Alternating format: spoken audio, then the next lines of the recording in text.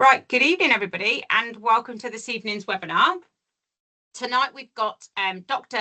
Anne Williams, who has completed her PhD in mineral bioavailability and its impact on performance and health in ruminants back in 2020.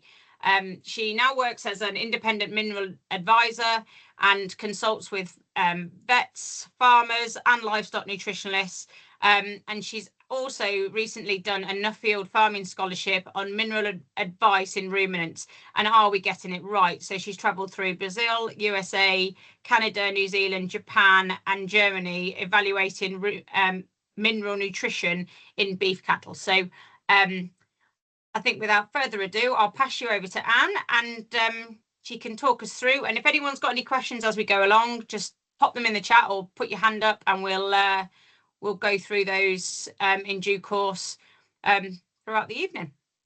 Thank you very much. Over to you, Anne. Thanks, Katie. Nice to see you all. Nice to see lots of people interested in on Wednesday night talking about mineral nutrition.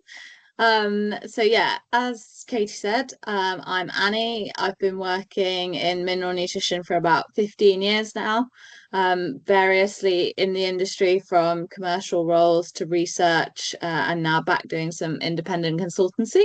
So very happy to be here. I'm going to talk you through some practical strategies for optimizing mineral balance in beef cattle tonight.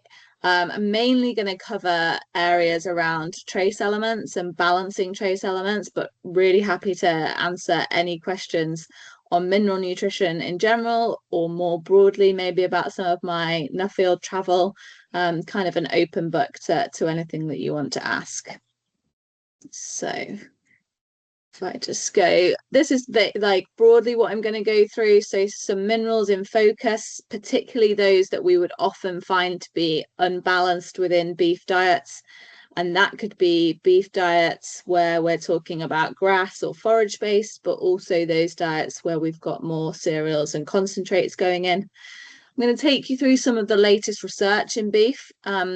I'm not going to say too much about that now, but what I will say is there is not loads of mineral research in beef. It's probably a problem that we've got as an industry, that we really need to increase the amount of research that's happening to really improve our understanding, particularly as we change the genetics that we've got in the herds, and to really understand what their requirement for minerals is. Go through some information on balance and audits, so how to understand the mineral balance on your farm and assess whether you've got enough or perhaps too much mineral within a diet, and then finally finish with to supplement or not, and understanding if you do need to supplement, what sort of supplement should that be. But I always start my presentations with this one point, and I think if you can remember anything from tonight's webinar, I would really encourage you to think about this, and that is to think that mineral nutrition is a balance. So almost every process that happens within the body, and this is the same whether we're talking about humans or whether we're talking about cows, all the biological processes that are happening probably require a mineral at some point. So they might require a mineral generally as part of an enzyme, or they might require a mineral as more to do with lubrication of the process. So that could be anything from feed efficiency to fertility to the immune status of the animal. Mineral balance is important at all those stages. And I call it a balance because what we're looking to do is to optimize. So we're really looking to supply the amount that the animal requires, but not more. If we oversupply, then we can put the body under strain in terms of the amount of mineral it needs to excrete, or we can just be spending too much money on supplementation and potentially excreting those minerals into the environment. So all the way through tonight's webinar, I'll refer to this balance of making sure that we are providing what the animal requires, but not providing significantly in excess. So to talk about some of those minerals in focus that we frequently see as problems in beef diets. So this slide illustrates those minerals that are required by a cow. Now, clearly, I haven't got time to go through all of these in detail, but I've broken them down on here into macro minerals. So those that are required in larger amounts in grams per kilo dry matter, and those that we refer to as trace elements. Trace because they're required in smaller amounts in milligrams per kilogram dry matter. And it's that side of the slide that I'm going to focus on. So the cows, absolutely, whether we're talking about rearing calves or we're talking about suckler cows, which wherever we're at in the production cycle, absolutely require all of these minerals, but some of them are more likely to be in shortfall in the diet than others. And those that we frequently see causing a problem in beef diets, I've highlighted as copper, selenium, iodine, and manganese. And I'm going to talk through those trace elements in a little bit more detail as to why cattle need them, and also what we can potentially do about making sure that they're balanced within the diet. So starting with copper, because copper is a really important mineral for cattle. It's involved in over 300 enzymes in the body. It's absolutely critical for fertility, for growth, and the immune system. But it's also probably the mineral where we're really having to find that balance between under and oversupply in the narrowest range. So other minerals we can supply in quite a broad range and still meet animal requirement, but still not be moving towards what we would call toxicity. Whereas copper, we're operating within quite a narrow range in terms of what those animals require. That's further complicated by the fact that copper is subject to fairly significant antagonism by other minerals in the diet. So by sulfur, by molybdenum, and by iron. Those three minerals all bind with copper in the rumen and make it unavailable to the cow. So although there might be copper present in the diet, if there's significant antagonism, that copper becomes unavailable in the rumen and is excreted. So when we're thinking about balancing cattle diets, we're not just thinking about the absolute number for copper, but we're also thinking about other elements in the diet that may pose some antagonism to copper's absorption. The other thing with copper is to remember that we are looking for balance and we don't want to take it too high. So copper accumulates in the liver, and it will accumulate in the liver throughout the animal's lifetime. That means that if we're supplying it significantly in excess, that we can take that liver copper higher and higher and higher. So the ideal thing with copper is to really make sure before we go in with supplementation that we're testing and really identifying how much copper we need to supply those animals with. Now, I'll come on to later in the webinar how we might audit the diet for that. But one of the things that we're really looking at in more detail is how we actually test the animals for that. And that's what's illustrated in these graphs. So the top graph is liver copper concentrations of different treatment groups of animals. And the bottom graph is blood copper concentrations of different groups of animals. Now, what we can see really clearly on these graphs, and we don't actually need to worry too much about what those different groups are, but what we can see is the blood concentrations of copper are within quite a tight range. There's not a massive difference between those groups, whereas the liver copper concentrations are much broader. That is exactly what we expect to find. Cattle are really, really good at controlling the amount of copper they release from the liver to keep their blood copper concentration as similar over time as possible.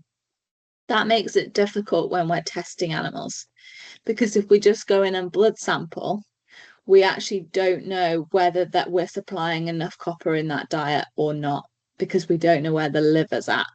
So it makes it a little bit challenging when we come on to diagnostics, and means that if we're really trying to understand what's going on in terms of copper nutrition in a group of animals, then we're much better taking 3 or 4 liver biopsies than we are blood sampling cattle in that group to give us an indication of what's going on. Those liver biopsies could be done in live animals, or they could be done in cull animals to give a representation of what's happened over that animal's life, which also tells us probably a little bit about the dynamics in terms of copper absorption and metabolism on the farm. So covering copper, the second one that I want to talk about is selenium. Selenium is probably the most reported deficiency in beef animals, particularly beef animals on high forage diets. But selenium is absolutely vital for getting these animals to perform. And that's because it's really important for muscle development. So the role of selenium in the body is primarily as an enzyme called glutathione peroxidase. That glutathione peroxidase is an antioxidant. That means that selenium is really important for a number of functions. It's really important for the immune system. It's really important for fertility. And it's really important in making sure that we've got a liver that's functioning how we want it to be. The liver is absolutely the powerhouse of the body. It's where the cow is removing any toxins that are present in her diet, present in the water. We've got to have that liver functioning as well as it possibly can be to get these animals to be as efficient as they possibly can be. And then if we're talking about growth rates and live weight gain, we've also got to optimize our selenium to make sure that we're enabling them to have as much muscle development as possible. Within that, we can come on to fertility, and we're not just talking about cow fertility here, but we're also talking about bull fertility. If selenium is low in bulls, that can give us fertility problems in them. If selenium is low in cows, what we can get poor conception rates and early embryonic death. So cows that appear to get pregnant, but then perhaps lose that pregnancy fairly early on, can be related to a selenium deficiency. But exactly the same messaging as I was talking about also with copper, with selenium, we're also looking at balance. There's quite restrictive legal requirements around how much selenium you're allowed to supplement and how much total selenium you're allowed to supply in the diet. That's for good reason, because selenium can become toxic. So again, we're talking about a balance here and really understanding what we're supplying in the diet and how much that animal requires.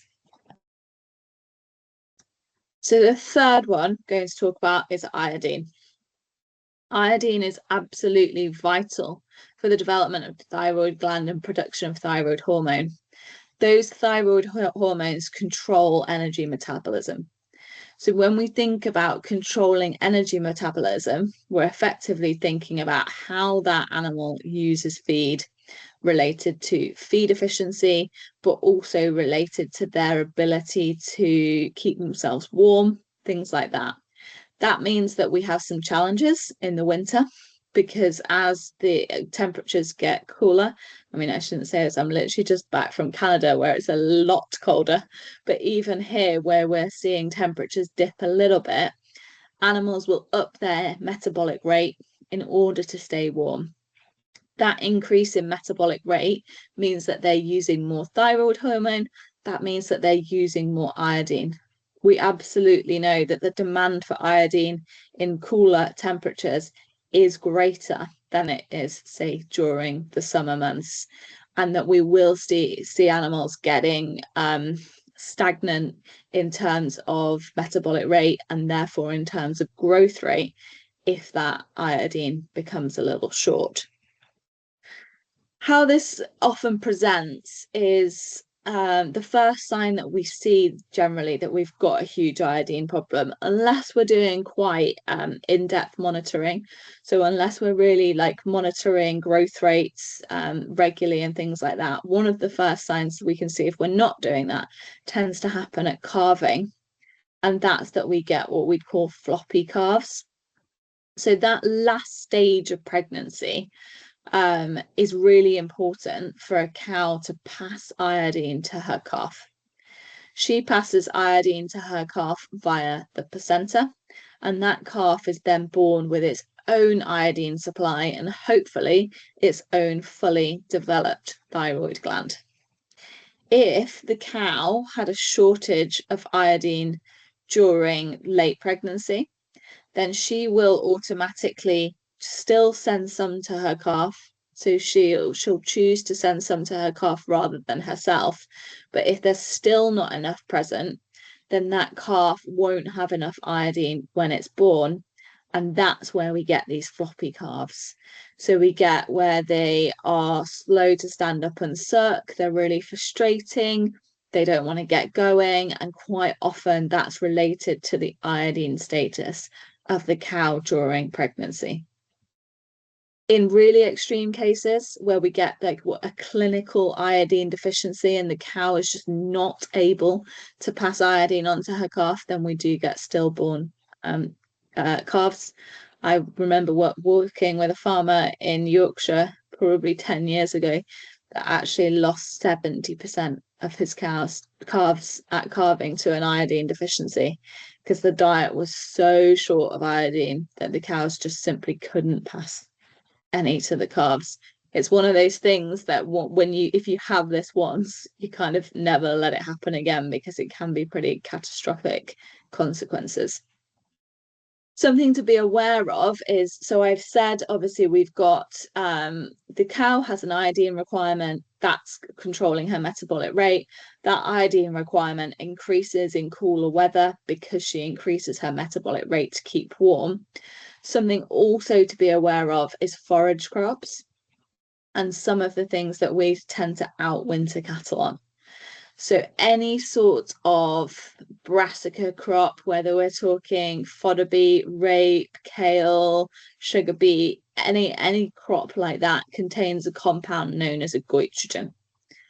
Those goitrogens interfere with the thyroid, so they block iodine uptake. What that means is they make it difficult for the thyroid to function normally, and therefore the metabolic rate of the animal drops.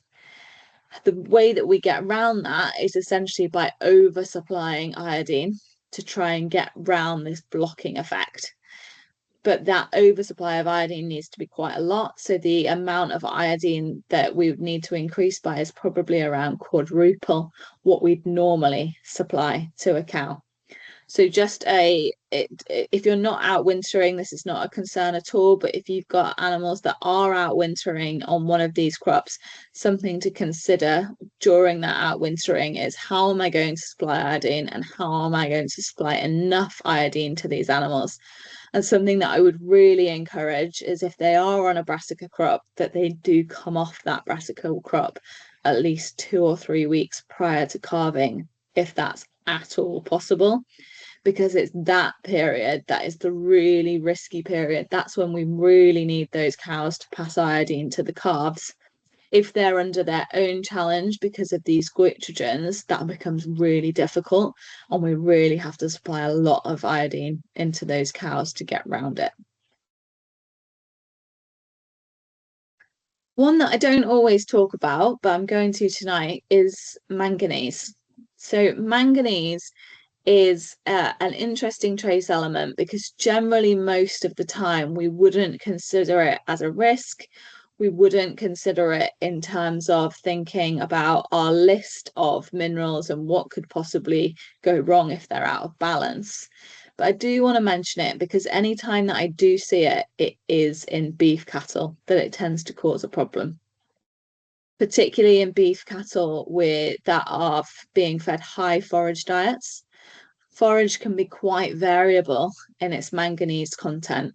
And what I tend to see is that we have some years where I have no reports at all of any manganese issues, but then have other years where we work with 10, 20 herds that are really, really struggling with a clinical manganese deficiency.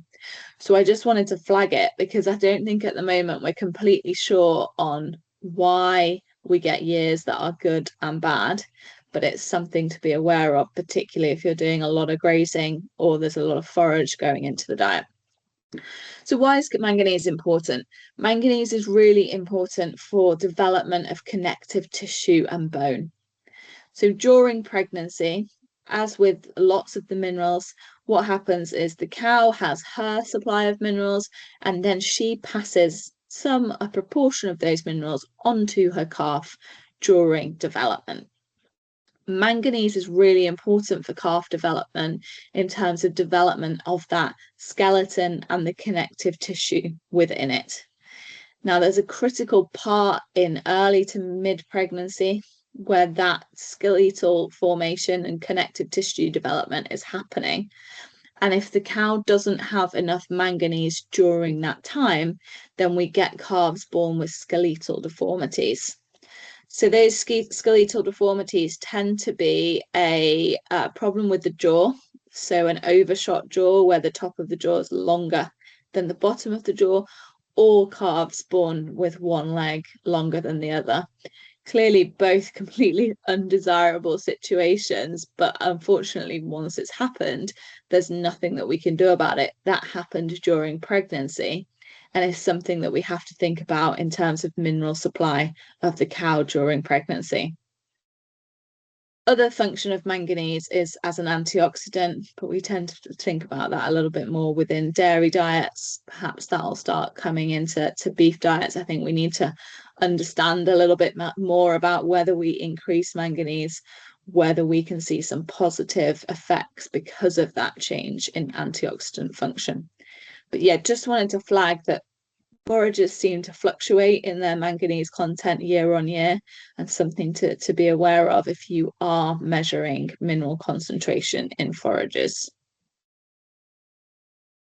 So just to come on to the latest research, and I feel like the latest research is slightly false advertising because I am going to show you some of the latest research, but the first thing that I'm going to flag to you, and please don't worry about all of the text on this, but this is a paper that was written last year, and it's a paper that's actually come out of the USA, but by two leading academics over there, so Bill Weiss and Steph Hansen, who do a lot of work on the development of our understanding of mineral requirements of ruminants in general, but also do a lot of the work in putting numbers on those requirements that we then formulate by.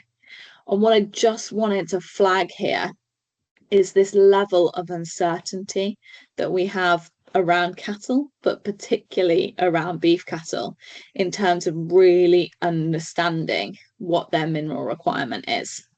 The reason that I want to flag this is because I think we will see, hopefully we'll see some movement in the research here and more research being done. And that means that some of the mineral requirements that we talk about now, in the next 10, 15 years, I think we might see a change in this area, hopefully a change in direction to give us a greater understanding. But in terms of where we're at now, I think we have a good understanding of how we prevent mineral deficiency in beef animals. What we don't have an absolute complete understanding of is whether our requirements that we're stating are actually a little bit too high, and we could lower those requirements in order to reduce cost, optimize animal performance, reduce the amount of mineral excreted. So it's really just sort of a watch this space because research is developing. But although I think the research is there indicating, we absolutely know that, the numbers on this slide are calculated from the 8th revised edition of the nutrient requirements of beef cattle. We're pretty certain that unless you've got really extenuating circumstances, so unless you've got cattle with a really low baseline in terms of their mineral status, or you've got extraordinary antagonism within the diet, or animals, and this is maybe something that is slightly underestimated, or animals that are under significant stress, then we're pretty confident that these numbers will prevent deficiency in what we would understand to be a normal beef animal. But what I wanted to flag is, although we have those numbers, we still see deficiencies happening.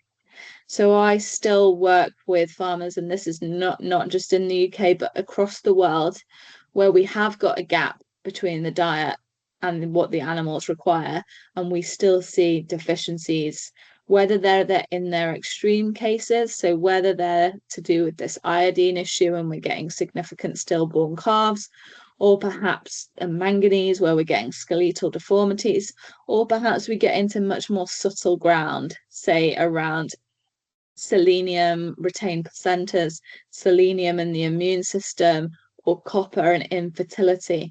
We are still seeing deficiencies and imbalances, even though we have this data available.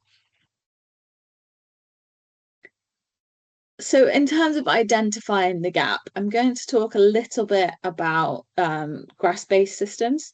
If you're not grass or forage-based system, please don't worry. The principle of this still applies in terms of what we're looking for is to understand the difference between how much mineral an animal requires and how much we're supplying within that diet. The reason that I want to talk about grass-based systems in particular is because they're the systems where we see the most variability, or we've got the least amount of control. We can't control the weather, we can't control what's going to happen year on year. We've got changes in grass growth rates, we've got changes in terms of the swards that we're farming across the country, and all those things are going to make it more difficult to identify the gap between dietary supply and animal requirement. This I just wanted to use as an example because this is actually some work that's been done on sheep, but this is done by Tim Keady's research group at Chagast over in Ireland. And what they wanted to look at is if they just graze sheep on these lowland farms across Ireland, is there enough mineral in that sward to meet the requirement of those animals? So they analysed it for 22 minerals. I'm just presenting 5 on here tonight just to give you an idea.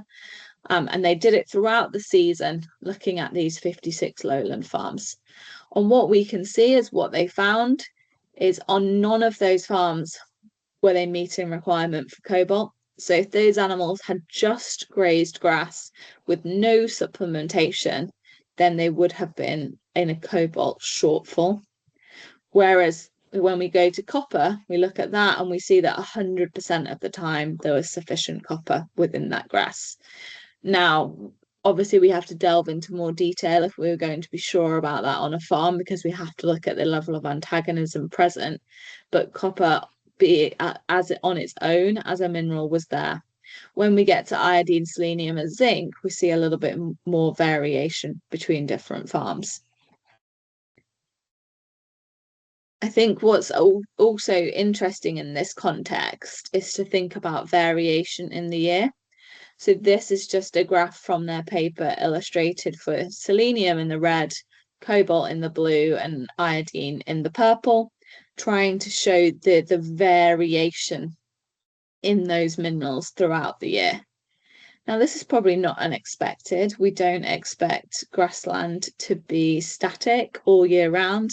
The growth rates vary. What we're doing to that grassland varies. Maybe we're doing some sort of intervention in terms of changing pH or application of fertilizer. I think the application of manures and slurries, they're all going to have an impact. But this is what they mapped as throughout the year. I think what's actually important to think about here is whether when it's at its low point, so if we look to iodine as the obvious one, we're at the lowest point, maybe say in May. In May, we're probably below that animal's requirement. And is that at a critical point in the production cycle for you? So not using necessarily this data because this is Irish data, so it might not be applicable over here, but really understanding in terms of on your farm, what happens to mineral profiles and analysis, and how do we mitigate the most important times on the farm. So the most important times might be coming up to late pregnancy. and really ensuring that we're getting mineral supply right then.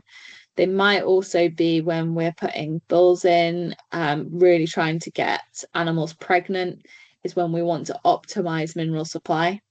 So although in an absolute ideal world, I would love everybody to keep their mineral status perfect all the time, that's unrealistic. What we've really got to think about is how do we target specific times in the production cycle to optimize mineral balance when those animals need it most. Just wanted to highlight some other data, which is around mixed swards. And I think this, to be honest, is actually an example of scientific research being a little bit behind commercial practice. Because theoretically, and I think we're seeing it on farms, we know that a mixed sward should offer more resilience or more robustness in terms of mineral profile. It kind of makes sense that if you've got more diversity amongst the sward, you would also have more diversity in terms of minerals in that sward because of different types of plants, but also because of different rooting depths and the different way that those plants will preferentially absorb mineral out of that soil. But this study by a group at Nottingham University aimed to try and basically look at that. And again, it was done in lambs rather than in beef, but I think there's still the conclusions around it are probably also relevant to beef cattle. So what they did was they compared a grass clover mix with a diverse, what they're referring to in this as a commercial herbal lay, and they looked at various parameters. But if we just focus on minerals in this webinar, what we see is that we've got a higher mineral status for sodium, for calcium, for magnesium, for copper, for iodine, and for zinc within that herbal lay. So could have predicted this and probably is telling us what we expected to see. Like I say, kind of research following commercial practice rather than the other way around. But those things also meant, because we've got those higher mineral contents, that they also reported higher live weight gains in animals grazing those herbal lays rather than that grass clover lay. Now, clearly there's other variables going on there outside of minerals. They also reported some parasite results, but I think it's quite exciting to see some of this mixed sward results starting to come through. The final thing that I just wanted to say around minerals and the latest research is just thinking about this idea that not all mineral sources are equal. I think there's lots of minerals on the market in this country and lots of people claiming various different things, that their mineral is the best for all the following reasons, or their product will do this and deliver X, Y, and Z. But actually, some of those will be true and some of those won't be. Not all minerals are equal. And I think if you're talking to reps and they're trying to sell various things, we should be really challenging them to produce the data. So on the bottom right of this slide, this is a meta-analysis that again has come out of the USA this year, and they look to compare organic with inorganic minerals. They did report a slight change in average daily gain when using organic minerals, but I think that was probably confounded by they also reported an increased dry matter intake in those cattle when they looked across lots of different studies. And stress seemed to be really important.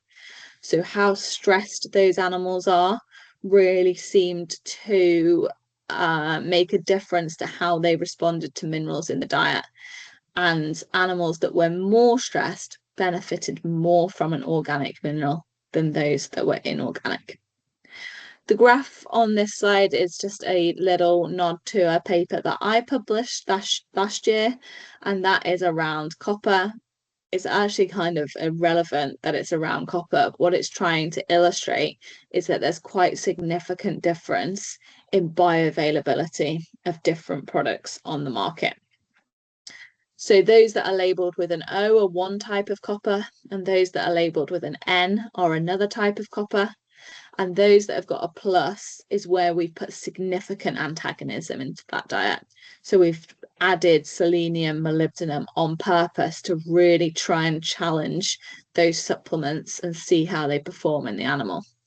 Now, what we can really clearly see is that the supplement labeled N has performed much better than the supplement labeled O. So when those animals have been challenged with antagonism, it's massively outperformed the other supplement. Now, like I say, the fact that this is copper and we've challenged these animals is actually irrelevant. What I'm really trying to illustrate is there are quite big differences in terms of bioavailability of minerals that are on the market. And I think we really should be challenging some of that data around those things. But let's talk a little bit more practically about what you could do on farm to really understand where your mineral balance is at and perhaps how you might go about doing a mineral audit. So in order to do an audit, what we're really trying to identify is whether we have got a gap between what those animals require and what they're being supplied. So the first thing that we're going to start to do is to analyze mineral input. Mineral input looks different depending on your system. So that could be whatever your diet is, whatever forages go into that diet, whether that's 100% forage, 50% forage, what does that look like, and the amount of concentrates. If we're analysing forages, then we end up with analysis that looks something a little bit like what's on this slide. And what we're looking on this is to assess the mineral balance within it. So we're looking at excesses. Is there minerals that are there that we don't need as much of that? We're looking at mineral shortfalls. So if I look at this, I start to analyze and go, okay, for selenium, I'm not quite there in terms of requirement. For copper, I'm at 7.5, I'm there or thereabouts. But then I start to go, okay, I also need to look at the antagonism present within that diet. So how much molybdenum do I have there? How much sulfur do I have there? How much iron is there? And critically, when we look at this analysis, how much soil have I got within that forage?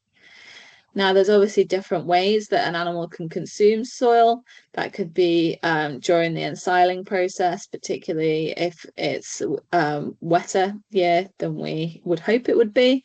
We can get significant soil contamination that way, but we can also get quite significant soil intakes if we're grazing quite tightly, or perhaps we have a year where we've got more poached ground than we would like.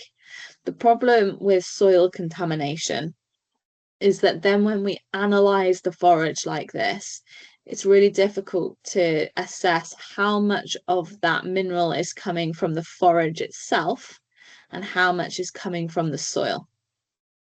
If a significant amount is coming from the soil, that means that mineral is unavailable. So although, for example, in this, our cobalt might say 0.25, which I'm quite happy with, we then have to assess, is that all available in the forage or is some of that within the soil? And do some assessment of that and use that data to understand, do we think that meets animal requirement or not? So analysing mineral input, looking at antagonists in the diet, and looking at what source the mineral is in. So what sources the mineral is in, it is thinking about soil contamination, but what sources the mineral in is also thinking about our supplements in the diet and how bioavailable is the source of supplementation that we've chosen. So that's how we start to do that audit and build a picture. The reason that this slide is on the background of a jigsaw puzzle is because that's how I think about it, is putting this puzzle together to really understand what our mineral balance is on farm. If we want to, we can then go one step further. So we can do our forage and our diet analysis. We can look at our animal performance. The animals themselves tell us a lot of information about whether we're getting dietary supply right or not.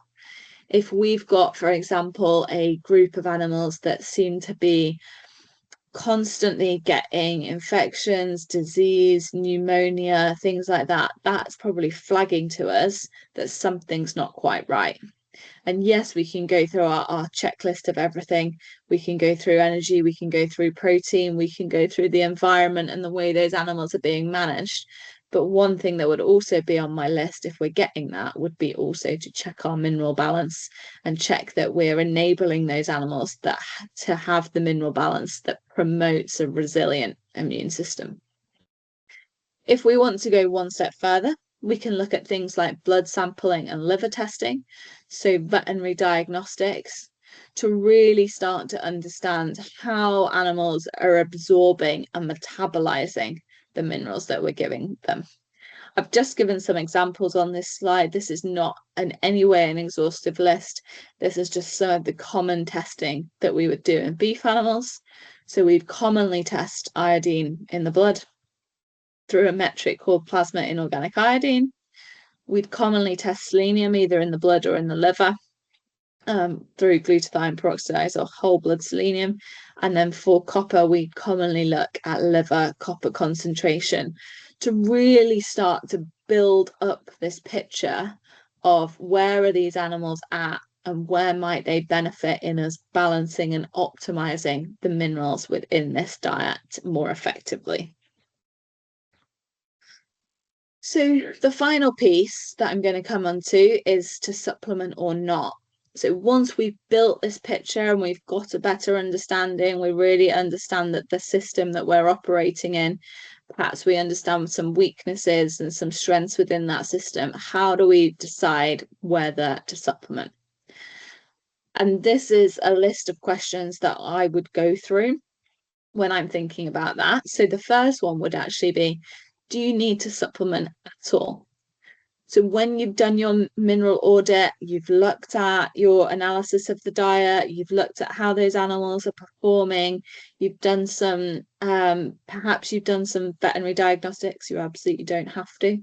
But once we've started putting this picture together, does that actual data tell us that you should be supplementing? Have we got a gap between how much those animals require and how much we're supplying within that diet? If we have, which minerals is it for? So which minerals do you need to supplement? Is there a number of minerals that are in shortfall and therefore we might benefit from a product on the market that is multi-mineral and is supplying lots? Or is there specifically one or two that we're short of that we need to try and think of how do we get more of those within the diet? The third question is, what is the best supplement for your system? And so that massively varies. If animals are being fed and they're being fed high amounts of concentrate compound, then one of the simplest things that we can do is to bespokely formulate the mineral within that compound to meet the requirements of the animals from our audit. If we've got cattle in a much more extensive system where perhaps we're not feeding that concentrate compound, then that doesn't become an option. And we need to think outside the box of other supplements that are available in the market that we can use.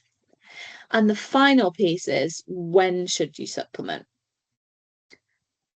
So just thinking about those supplementation options, these are some of the ones that come to mind. So in feed minerals, buckets, licks, blocks, whatever we want to call them, in water, drenches, boluses, they all have their upsides and their downsides. So in feed minerals, only possible if you're actually feeding animals and you're feeding them regularly, and we can get mineral in that way. A massive upside is that we know that we get definite intakes and we can control pretty well individual intakes between animals. Buckets, licks, and blocks are totally the other side of that coin. I would really only recommend them within fairly extensive systems because their massive downside is it's really difficult to control intakes. We get some animals that absolutely love the bucket, whether we're using a salt-based or a molasses-based, they're in there all the time. And then we get some animals that never get a look in at all. That could be because they don't like it, or it could be simply because of the social dynamics within the herd mean that they're bottom of the pecking order and they don't get it.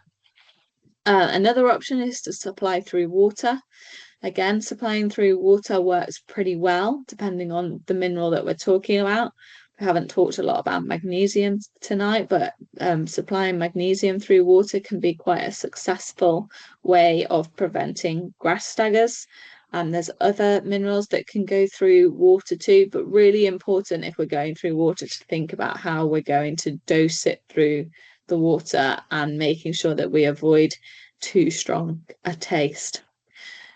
Drenches work, but for me, drenches are a short-term option. So if we've got cattle that we want to give a final boost to, or perhaps they just need to get over the line and they're leaving the farm soon, then drenches are a good option. And then we've got that boluses as that final option that I've listed on this. Boluses are great, work really well, but they are multi-mineral products. So sometimes we have to put a mineral in that we don't necessarily need because we need the other minerals within that product. And the other thing that I would say about boluses is they vary significantly. So if you're thinking about using boluses, remember that they are unregulated. The analogy that I always use for that is as long as I used materials that were on the feed material register, I could make a bolus in my kitchen tonight and drive onto your farm and sell it to you tomorrow. And you might say to me, have you tested it? And I'd go, no, don't need to. Don't have to do that to be able, in order to be able to sell it. So remember with boluses that we should be challenging, we should be asking people for the data. How's this bolus going to work in my system? And how do you know that it's going to last as long as you claim that it lasts? And then finally, just thinking about when should you supplement? So that final question of those 4 questions. Like I say, in an ideal world, I would love for everybody to maintain mineral status of those animals 365 days of the year. But depending on how your system operates, for a lot of people, that just won't be possible. So if you're grass-based or doing a lot of grazing within your system, then there is going to be variation within that grass in terms of its mineral profile. And therefore, there's going to be variation in terms of the mineral intake of those animals. For some systems, it therefore might be beneficial to focus on vulnerable points. So to really focus on when can I absolutely not afford for the mineral status of these animals to drop. And that could be in finishing animals. We could be thinking about when are we really thinking about maximizing weight gain. We really can't afford their mineral status to drop in those times. For some animals, it could be that we're really thinking about, okay, late pregnancy calving. I really want to make sure that I'm getting the minerals from the cow into the calf. I won't go through all the points, but really thinking about where in your production cycle are you potentially vulnerable to mineral shortfalls, and therefore it would benefit you to focus on supplementation at those times to try and mitigate some of that vulnerability. So for me, when we're thinking about effective supplementation, we're making sure that it's necessary. So we're doing our mineral audits, we're checking status of the animal, we're putting this whole puzzle together to really identify which minerals do we need to supplement, how much do we need to supplement, and what's my best method of supplementation. Secondly, we're making sure that we're fulfilling animal requirement, but we're not going massively over and above it into oversupply. Oversupply means they'll excrete mineral into the environment. It costs us money if we're supplementing that mineral and they're not using it. And for some minerals, say thinking about copper and selenium, we're also putting a strain on those animals if we're oversupplying. And thirdly, what we're really aiming to do is allow these animals to perform to their genetic potential. So we're making sure that their mineral status is optimum, that we're lubricating all of those biological processes within the body, that we're achieving things like optimum fertility, feed efficiency, growth rates, all by optimizing and making sure that we're getting our mineral status right. That was the last slide from me, so thank you very much, and I'm very happy to take any questions.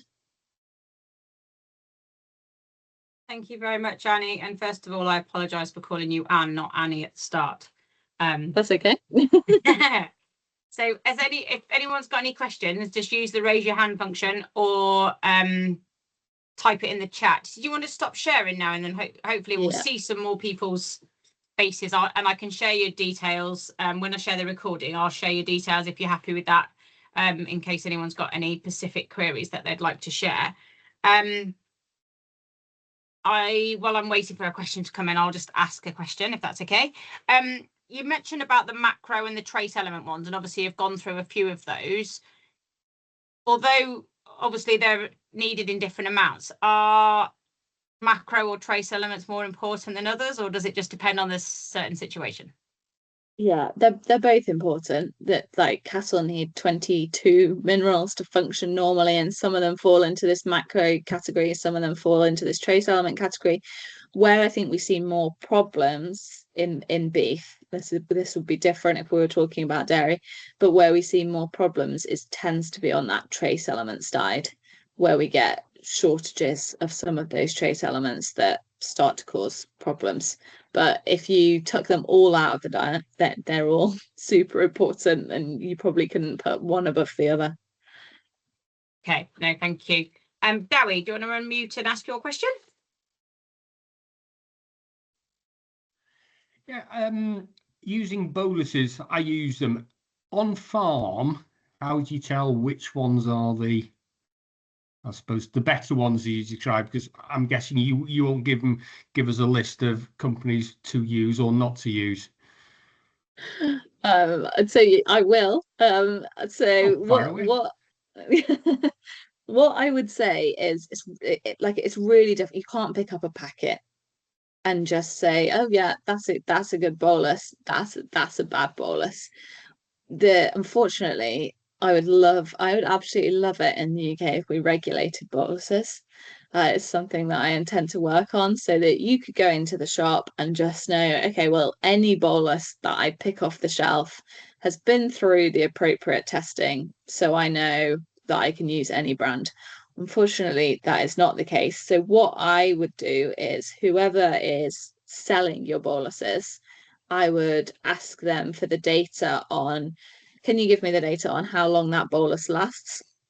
So if it's a 6-month bolus that you're using, okay, great, send me the data. If it's and then if you're using it to target something specifically, so can you show me that it raises selenium status in cattle, or can you show me that it raises iodine status?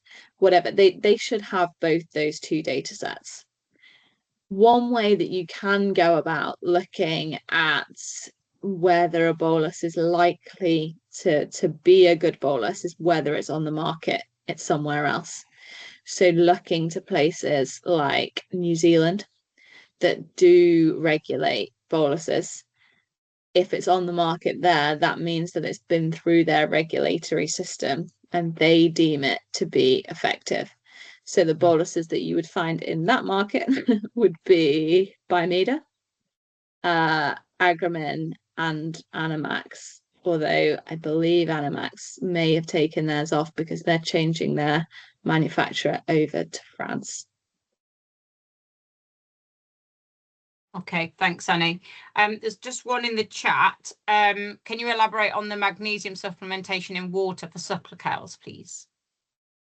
Oh, yeah. So that was just an example that literally just came to me when I was thinking about how you might supplement through water. It's something that is probably more popular in other countries than it is here. But one way, if you're running cattle at grass and you're worried, particularly maybe spring, but I would also hasten to add that we are seeing some autumn staggers. Hopefully we're over that because of these strange weather patterns that we're seeing. But the cow has a requirement for magnesium because of its nervous system and its muscle system. That's why when we see cattle going down with staggers, it looks so dramatic, because those two systems stop functioning at the same time. One way that we can supply that magnesium into those cows would be to supplement into water troughs. Ideal if one, you are using water troughs and you're not using something like streams and things like that to get water intake, and you've got 1 point of water intake, then you can monitor how much magnesium to put in your troughs and supplement that way. It's one way of getting magnesium in that works for some people. Okay, thank you. Rob? Yeah, good evening. I was just wondering how soon I feed dry cow minerals to the dry cows before they calve. What sort of time should I start feeding it before then? Like a month before calving, or? I'd say probably six-ish weeks before calving, ideally. So it's going to depend on where you're vulnerable, but certainly for something like say selenium to make any difference. Selenium, the way that it works within the cow's body is as part of a red blood cell. Red blood cells take around 90 days to turn over in cattle. So if we're starting with a low selenium status and then we're increasing it, even if we replace half those red blood cells, so 45 days, we probably need to replace at least half of them to really start to see an effect. If we're talking about something like iodine, then we can see an immediate effect. An animal that's supplemented with iodine will raise its blood profile straight away. But to really mitigate some of those issues that I talked around about iodine deficiency, floppy calves, that sort of thing, we're probably looking at 6 weeks away. But depends on it depends on what you were doing with them before that as to how possibly low their mineral status might be. So that's a slightly vague answer, sorry. Yeah, no, that's all right. And do breeds of cattle, do different breeds suffer from different minerals or not? Yeah, no, absolutely. I think it's a really important point, because I think the answer is yes, but I think the honest answer is also we don't really know how much. So we know that more continental genetics, where we're putting more muscle on, growing carcasses bigger, that probably we do have a higher requirement for antioxidants within those diets. So selenium, vitamin E, potentially some copper. But I think realistically, we're only just starting to understand the difference between a beef animal's requirement at different points of, say, gestation, depending on whether they've got a calf on then or not. We don't fully understand the difference between different breeds, other than being able to say perhaps natives have different requirements to continentals. Yeah, and one last question. Like, I'm a suckler producer, so would you recommend boosting the bulls before breeding season? Even if you haven't really got a problem, but would it be worth doing that or checking them or? I think so what I would do is I would review the diet that they're on, use it. So using any information that you've got. So that could be like in detail, like I've done tonight, or it could be sort of saying, okay, well, this is the diet that I keep those bulls on. I don't know. Do you keep the inside, outside? Well, inside in the winter, but out when they be breeding, yeah. Yeah. So really thinking about, okay, well, if they're out, can I do a grass analysis? Or if they're in and you're feeding some concentrates, a book value for concentrates in terms of minerals is pretty good. And then just saying, okay, well, when I look at that, do I think that they are short of something or not? If the answer is, actually, I've done a little bit of analysis, I've looked at some data, and I don't think that they're short, then they will not benefit, and there'll be no need to supplement them. But if you do it and you go, well, actually, they're a little bit short, perhaps before the breeding season, I am going to give a little bit of supplementation, because realistically, for a bull, you don't need to hold their mineral status up all the time. You could just lift it for that critical stage and then say, okay, then if it drops, then that's what happens and it is what it is. But I wouldn't go straight in and say I'm going to supplement. I would try and do a little bit of digging and see whether it seems like they might be short or not. Excellent. Thank you. Thank you. Paul, you've got a couple of questions in the chat. Did you want to unmute and ask your questions yourself? Yeah, sorry. No, it's a very good presentation. Thank you. One of the questions was, can you apply iodine topically? Can you pour it down their backs? Does that work? Yep. And the other thing about iodine, when you go to the shop to buy iodine, it used to be, it was like a 10% solution of iodine, but now it's some type of compound. Some of the products are a compound that contains iodine. They're really designed for treating navels. Do they work the same as iodine, normal iodine, and can you pour it down the back? Yeah, I know. People always think that it's crazy that I'm a mineral consultant and I spend a lot of time recommending just people go in and pour iodine down the backs. Absolutely works. Yes, for sure. It's one of those bizarre things that we still don't actually know in the data whether they absorb it through the skin or whether they lick it off each other.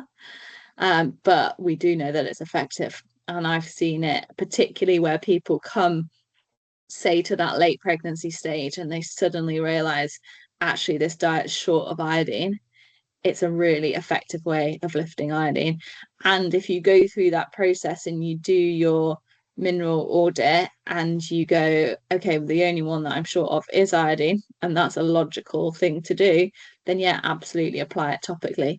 The only thing to be aware of, and this is obvious, so I don't really need to say it, but obviously if they're outside and it's raining a lot, you need to think about your application of iodine and how long that's going to last. The other side of it, in terms of what iodine, it doesn't matter. Any iodine source will work in that scenario. Thank you. Thank you. Joe, could you unmute yourself and ask your question? Yes, great presentation, Annie. We are beef finishers and we're buying cattle from markets or farms. We're not going to know the previous history and what they're going to be deficient in. Is there something that you could recommend if we are just keeping the animals for 90 to 120 days? Is there something that you would say, you just give them this because that's what most cattle are deficient in? Yeah, so I think the most common deficiency that we'd see in beef animals would be selenium. So we'd be looking at making sure that we're optimizing that selenium status, and then slightly also would depend on what diet you're going to put them on. So when we think about if we go to a textbook and we go, this is the mineral requirement of a beef animal, that's based on those animals already being normal, or what's referred to as normal. So we might want to go, okay, well, we don't know whether they're normal or not. So for certain critical minerals like selenium, like iodine, maybe like zinc, we might want to lift that status a little bit just in case they came in low. The other way, and I guess, are you buying them all from one place, or are they coming from? No, multiple places. Yeah. So I think that's all you could do. If you were buying them from one place, you might go, okay, my most cost-effective solution is to get the vet to do 4 or 5 blood samples and see whether they are in, but that wouldn't be worth it if they're coming from more than one place, because you could have one group that are at some point and one group that are another. So it would just be a product, whatever product it is that suits your system, that could potentially lift some of those trace elements. Would you put it in feed, or would you drench them as soon as they came onto farm? If in feed's an option, it's always my preference, because it gives you more control in terms of the type of mineral that you can use. So you can look at some of those things that I talked about in terms of how available those products are. And it also means that a lot of the trace elements that I've talked about, the animals don't store very well. So you can drench them, but that drench really only lasts 3 or 4 weeks. Whereas if you put it through feed, one is potentially more cost effective, but also you're getting that supply throughout the time that they're on your farm.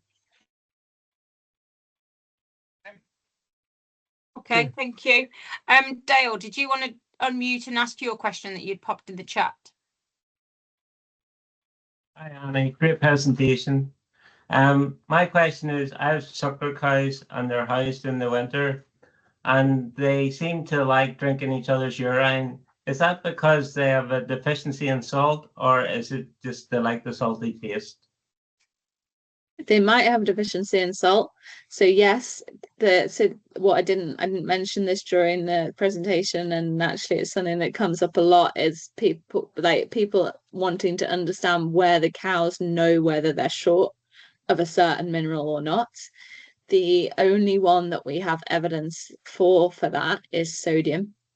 So a cow that is short of sodium will seek sodium from any source. So that might be from urine. We might also see them licking floors, things like that, trying to seek salt. So yeah, absolutely, could be because they're short of salt. Could also actually be because they're short of selenium. We see some urine drinking with selenium and with phosphorus. So I wouldn't say that it's like a absolute differential. If cows are drinking urine, it's because of this. But if you supply them with salt and they stop doing that, then it probably was the salt. Okay, thank you. Thank you very much. Nigel. Right, thank you very much, Annie. All the powdered supplements for feed contain the vitamins as well as minerals. Can't the animals synthesize the vitamins that you from the direct, the mineral element alone, or is the vitamins an important part of that supplement? Yeah, so yes, they can synthesize some minerals. So the B vitamins, they can synthesize. So if we come back to something like thinking about cobalt and our list of required trace elements, cobalt is actually not required by cattle. Vitamin B12 is required, but ruminants, in the rumen, the microbes convert cobalt to vitamin B12. And then it's the vitamin B12 that the animal actually requires. I always refer to it as it's the reason why vegans always have to have vitamin B12 supplements, because they can't make B12, but a cow can.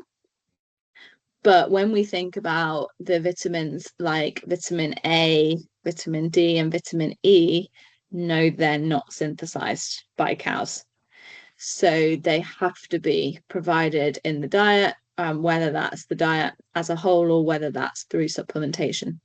So it depends on the vitamin that we're talking about, whether the cow can synthesize it or not. Okay, thank you very much. Thank you.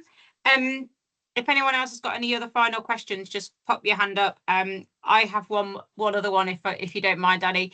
By the time you get to clinical signs, is there a certain percentage that those animals are deficient, or would that vary again between different minerals? Yeah, so that would vary. I think one thing that we can say for certain is if we've got some showing clinical signs, we'll have quite a level of subclinical deficiency amongst the whole group if they've all been managed in a similar way. Now, the level that we've got is going to vary, because when I come back to, again, if we think of a textbook of requirements, that textbook of requirements is based on the average animal. I'm sure amongst all your groups of animals, they're not absolutely perfectly uniform as much as we'd like them to be. And therefore, the requirements of individuals is different between the groups, and different depending on how much stress that animal is under, how much pressure its immune system it's under, what's happened to it during calving. All those sort of things are going to affect how it responds to minerals. So I don't think we can put an absolute number on it, but what we can see is if you're seeing clinical, there'll be a number of animals within that group that have got a subclinical issue.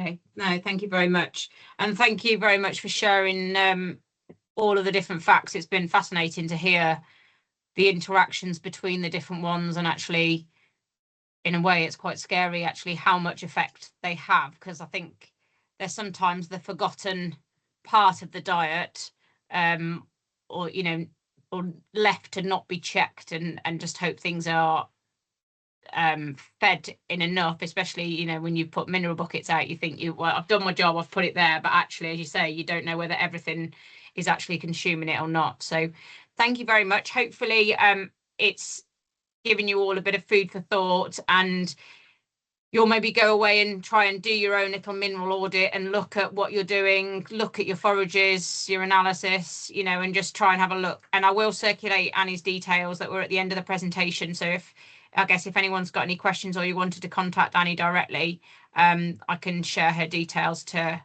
contact directly. I'm assuming that's okay, Annie, for me to share that. Absolutely. Yeah, no, go for it. Okay. All right, brilliant. And thank you very much, everyone, for joining us this evening. Just a quick reminder, next week isn't Wednesday, it's Thursday evening for next week's meeting with the guys from Agritech. So I will obviously send the link round as usual, but it's Thursday night, not Wednesday night next week. All right, thank you very much, and hope you have a nice rest of your evening, everybody. Thanks, Annie. Thanks, everyone. Cheers, guys. Thank you.